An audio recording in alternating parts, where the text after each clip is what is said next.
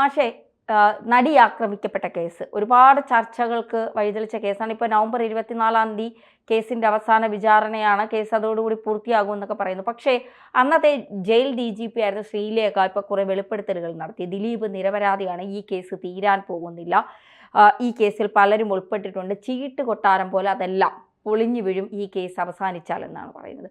ദിലീപ് നിരപരാധിയാണ് എന്ന് പറയുമ്പോൾ ഒരു ചോദ്യം, നടി ആക്രമിക്കപ്പെട്ട അല്ലെങ്കിൽ അതിജീവിതയായ നടി പറഞ്ഞത് കള്ളമാണോ? പൾസർ സുനി ജയിലിൽ നിന്ന് എഴുതിയ കത്ത് കള്ളമാണോ?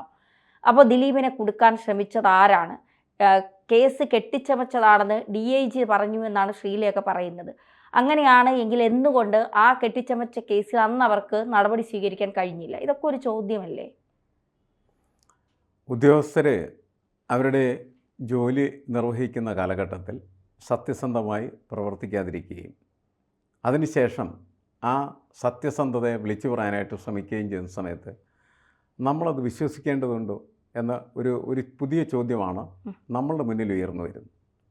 യഥാർത്ഥത്തിൽ എല്ലാ മനുഷ്യരും അവരവരുടെ ജീവിതത്തിൽ ഓരോരോ കരിയറിലെത്തുകയോ അല്ലെങ്കിൽ പ്രൊഫഷനിലെത്തുകയോ ചെയ്യുന്ന സമയത്ത് ആ പ്രൊഫഷനിൽ അവർ പാലിക്കേണ്ടതായിട്ടുള്ള ഉത്തരവാദിത്വവും ആത്മാർത്ഥവും സത്യസന്ധതയുണ്ട്. അതവർ കൃത്യമായിട്ട് പാലിച്ചാൽ പിന്നീട് കുറേ കാലങ്ങൾക്ക് ശേഷം ഒരു പൊളിച്ചെഴുത്ത് എന്ന് പറയുന്നതിന് പ്രസക്തിയില്ല. ഇത് ഉദ്യോഗസ്ഥരിലിരിക്കുന്ന സമയത്ത് അതിൻ്റെ എല്ലാവിധമായിട്ടുള്ള പ്രൗഢി, അധികാരം, ഗാംഭീര്യം, അധികാരപ്രമത്തത ഇതെല്ലാം ആസ്വദിച്ച് ജീവിക്കുന്ന ഘട്ടത്തിൽ ഒരു തെറ്റ് കണ്ടിട്ടും ആ തെറ്റിനെ മറച്ചു വെച്ചുകൊണ്ട് ആ തെറ്റിനെ അനുസരിച്ച് മുന്നോട്ട് സഞ്ചരിക്കുകയും ചെയ്യുന്ന ഒരു ഉദ്യോഗസ്ഥൻ നല്ലൊരു ഉദ്യോഗസ്ഥനാണെന്ന് നമുക്ക് പറയാനായിട്ട് കഴിയില്ല. ശ്രീലേഖ ഇപ്പോൾ അവരുടെ ഔദ്യോഗിക ജീവിതം അവസാനിപ്പിച്ചു. അത് കഴിഞ്ഞതിന് ശേഷം ഇനി ഔദ്യോഗിക ജീവിതത്തെക്കുറിച്ച് സ്റ്റോറി എഴുതുക. അതിനെയാണ് സർവീസ് സ്റ്റോറി എന്ന് പറയുന്ന സാധനം. ആ സ്റ്റോറിയുടെ ഒരു പാർട്ടായിട്ടാണ് ഇപ്പോൾ നമ്മൾ ഇത്തരം വാർത്തകൾ കേൾക്കുന്നത്. ഇത് ശരിയാണോ തെറ്റാണെന്ന് ആർക്കാണ് പരിശോധിക്കാൻ പറ്റുന്നത്? ആർക്കും പരിശോധിക്കാൻ പറ്റില്ല. അവരവരുടെ അനുഭവം പറയുന്നു, അവർക്ക് തോന്നിയ കാര്യങ്ങൾ പറയുന്നു. ആ തോന്നിയ കാര്യങ്ങളൊക്കെ സമൂഹത്തിന് മുന്നിലുള്ള ഒരു വിഷയത്തെക്കുറിച്ചാകുന്ന സമയത്ത് അതിൽ അവരെടുത്തിരിക്കുന്നതായിട്ടുള്ള അന്നത്തെ നിലപാടും ഇന്നത്തെ നിലപാടും രണ്ടാണ് എന്ന് അവർ തന്നെ പറയുന്നുണ്ട്. പക്ഷേ അവർ യഥാർത്ഥത്തിൽ ഈ നിലപാട് അന്നാണ് എടുത്തിരുന്നെങ്കിൽ ഈ കേസിൻ്റെ സ്ഥിതി ഇതിനേക്കാൾ വളരെ വ്യത്യസ്തമാകുമായിരുന്നില്ല. ഇത് എത്രയോ കാലമായിട്ട് ഇവർ പറയുന്നതനുസരിച്ചാണെങ്കിൽ ദിലീപ് പീഡിപ്പിക്കപ്പെട്ടുകൊണ്ടിരിക്കുകയാണ്. അദ്ദേഹത്തിൻ്റെ പ്രശസ്തി, അദ്ദേഹത്തിൻ്റെ മറ്റു സംവിധാനങ്ങൾ അതൊക്കെ തന്നെ തകർക്കപ്പെട്ടു. അത് കഴിഞ്ഞതിന് ശേഷം ഇപ്പോൾ ഈ കേസ് അവസാനിക്കാൻ പോകുന്നതായിട്ടുള്ള സമയത്ത് പറയുകയാണ് ഈ കേസ് ഒരിക്കലും അവസാനിക്കില്ല. ഈ കേസ് എന്നാലും ഒരു കേസ് ഇവരൊന്നാരും അവസാനിപ്പിക്കാറില്ല. കാരണം അവസാനിപ്പിക്കാൻ പറ്റുന്ന രീതിയിലല്ല കേസുകൾ ഇവരൊക്കെ ഡീൽ ചെയ്യുന്നത്. അത് അവസാനിപ്പിക്കാൻ പറ്റാത്ത തരത്തിൽ അവ്യക്തത നിറച്ച് വളരെ അൺസർട്ടനിറ്റി ഉണ്ടാക്കി ഇതിനെ മുന്നോട്ട് കൊണ്ടുപോകുന്ന ഒരു രീതി ക്രമമാണ് യഥാർത്ഥത്തിൽ വ്യവഹാര ലോകത്ത് നിലനിൽക്കുന്നത്.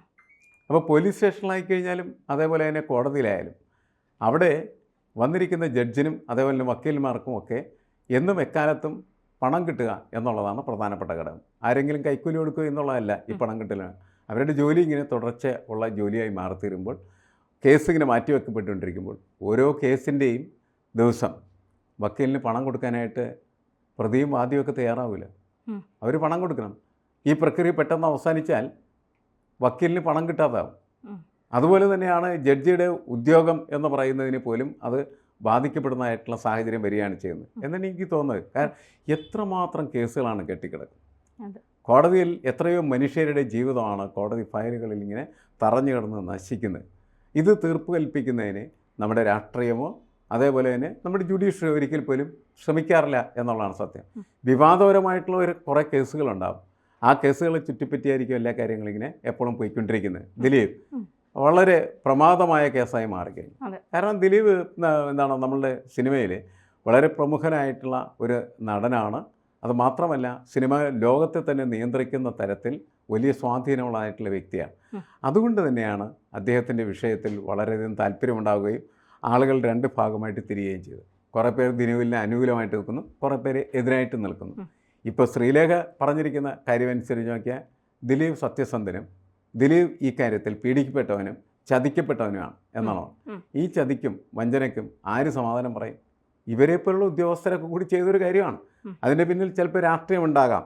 അവർ പറയുന്നുണ്ട് മുഖ്യമന്ത്രിക്ക് അറിയാമായിരുന്നു, പക്ഷേ മുഖ്യമന്ത്രി നിസ്സഹായനായാണ്, ഒന്നും ചെയ്യാൻ പറ്റാത്ത അവസ്ഥയിലായി കഴിഞ്ഞിരുന്നു കേസിൻ്റെ സ്വഭാവം എന്ന് പറഞ്ഞു.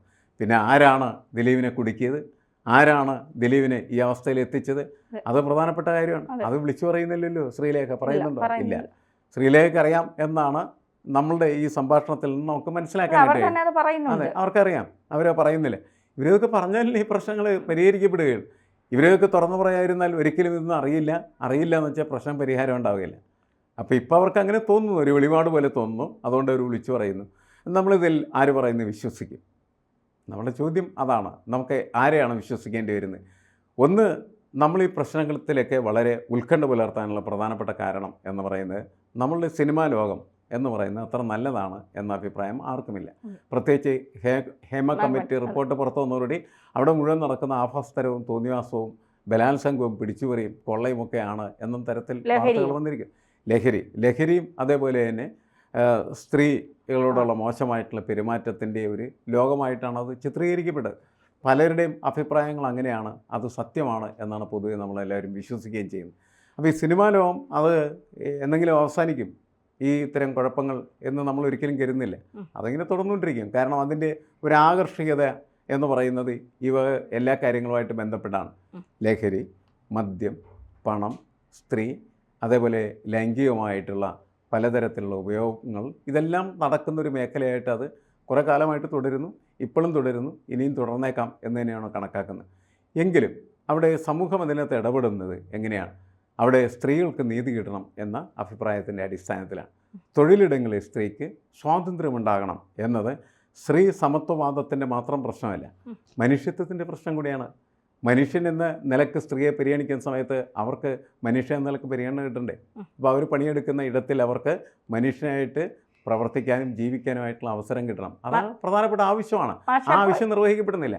ഇപ്പോൾ ശ്രീലേഖ ഇത്തരം വെളിപ്പെടുത്തലുകൾ നടത്തുമ്പോൾ ഇപ്പോൾ ആക്രമിക്കപ്പെട്ട നടി പറഞ്ഞതൊക്കെ കള്ളമാണ് എന്ന് നമ്മൾ വിശ്വസിക്കും. കാരണം ദിലീപ് നിരപരാധിയാണ്, ദിലീപിനെതിരെ തെളിവുകൾ കെട്ടിച്ചമച്ചതാണ് എന്നാണ് പറയുന്നത്. അങ്ങനെ ശ്രീലേഖ അന്ന് മനസ്സിലാക്കി, ശ്രീലേഖ അന്നത് മാഷ് പറഞ്ഞതുപോലെ സത്യസന്ധമായി വിളിച്ചു പറഞ്ഞെങ്കിൽ ഈ കേസിൻ്റെ ഗതി തന്നെ മാറിയേനെ, മറ്റൊരു ഘട്ടത്തിലേക്ക് ഈ കേസ് കടന്നേനെ. അപ്പോൾ അന്ന് കൃത്യമായ അന്വേഷണം നടത്താതെ അന്ന് പലർക്കും വേണ്ടി അല്ലെങ്കിൽ അവർക്കന്ന് തുറന്നു പറഞ്ഞാൽ അവരുടെ തന്നെ വ്യക്തിപരമായ പ്രശ്നങ്ങൾ ഉണ്ടാകുമെന്ന ഭയത്താൽ അവർ അത് മറച്ചു വെച്ചു. അങ്ങനെയാണെങ്കിൽ അതിജീവിത കള്ളം പറഞ്ഞു. അല്ലെ, DGP റാങ്കിലുള്ള ഒരു ഉദ്യോഗസ്ഥയ്ക്ക് ഇത്തരം കാര്യങ്ങൾ പറയാനായിട്ടുള്ള സ്വാതന്ത്ര്യമില്ലെങ്കിൽ നമ്മുടെ സമൂഹത്തെ സംബന്ധിച്ചിടത്തോളം ഈ സ്വാതന്ത്ര്യം എന്ന് പറയുന്ന വാക്ക് തന്നെ കൊല ചെയ്യപ്പെട്ട ഒരു സാഹചര്യത്തിൽ നിൽക്കുന്നു എന്ന് തന്നെയാണ് നമുക്ക് മനസ്സിലാക്കേണ്ടി വരുന്നത്. അവർക്കത് പറയാനായിട്ട് അപ്പം കഴിഞ്ഞില്ലേ, ഇപ്പം പറയാം എന്ന് വെച്ചാൽ എല്ലാവരും അവരവരുടെ സ്ഥാനമാനങ്ങൾ, കസേരകൾ ഇതൊക്കെ കാത്ത് സംരക്ഷിക്കുന്നതിന് വേണ്ടിയിട്ട് എല്ലാ തരത്തിലുള്ള നുണങ്ങൾക്കും അതേപോലെ തന്നെ തട്ടിപ്പുകൾക്കും കൂട്ടുനിൽക്കുന്നതല്ലേ അർത്ഥം. അതെ, DGP പറയുന്ന വാക്കിൻ്റെ അർത്ഥം അതാണല്ലോ.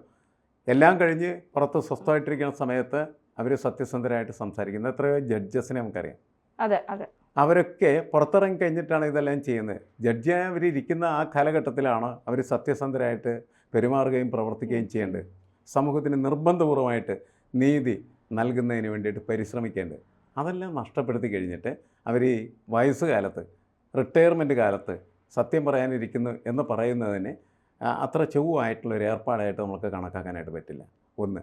രണ്ടാമത്, ഇവർ പറയുന്നതാണ് ഇപ്പോൾ സത്യം എങ്കിൽ അതിജീവിതയായ ആ നടി, സ്ത്രീ, അവരാണല്ലോ ഏറ്റവും മോശമായിട്ട് പ്രവർത്തിച്ച ആൾ, അവരാണ് ഏറ്റവും ചീത്ത. എന്ന് വെച്ചാൽ ഈ സ്ത്രീകളൊക്കെ അവസാനം എന്ത് ചെയ്യുന്നു? സ്ത്രീകൾക്ക് തന്നെ എതിരായിട്ട് മൊഴി കൊടുത്ത് സ്ത്രീകളെ തന്നെ കൂടുതൽ വിചാരണ ചെയ്ത് ചീത്തയാക്കുന്നു. ഒരിക്കലും സ്ത്രീ നന്നാവണമെന്നോ സ്ത്രീക്ക് സ്വാതന്ത്ര്യം കിട്ടണമെന്നോ ഒരു ആഗ്രഹം ഇവർക്കാർക്കില്ല എന്നാണ് പൊതുവെ നമ്മൾ മനസ്സിലാക്കേണ്ടത്. അപ്പോൾ സ്ത്രീക്ക് വേണ്ടി നിൽക്കുക എന്ന് പറഞ്ഞാൽ, സ്ത്രീക്ക് വേണ്ടി അല്ലെങ്കിൽ സ്ത്രീയുടെ നീതിക്ക് വേണ്ടി നിൽക്കുക എന്ന് പറഞ്ഞാൽ ഒരു സാമൂഹ്യമായിട്ടുള്ള നന്മയ്ക്ക് വേണ്ടി നിൽക്കുക എന്ന് പറയുന്നത്, അതൊക്കെയാണോ ഇവർ ചെയ്യുന്നത്? അല്ല എന്നാണ് നമുക്ക് പൊതുവിൽ ഇപ്പോൾ തോന്നുന്നത്. പ്രത്യേകിച്ച് ഈ അവസാന കാല വെളിപ്പെടുത്തൽ എന്ന് പറയുന്നത് അതിൻ്റെ അർത്ഥം എന്താണ്?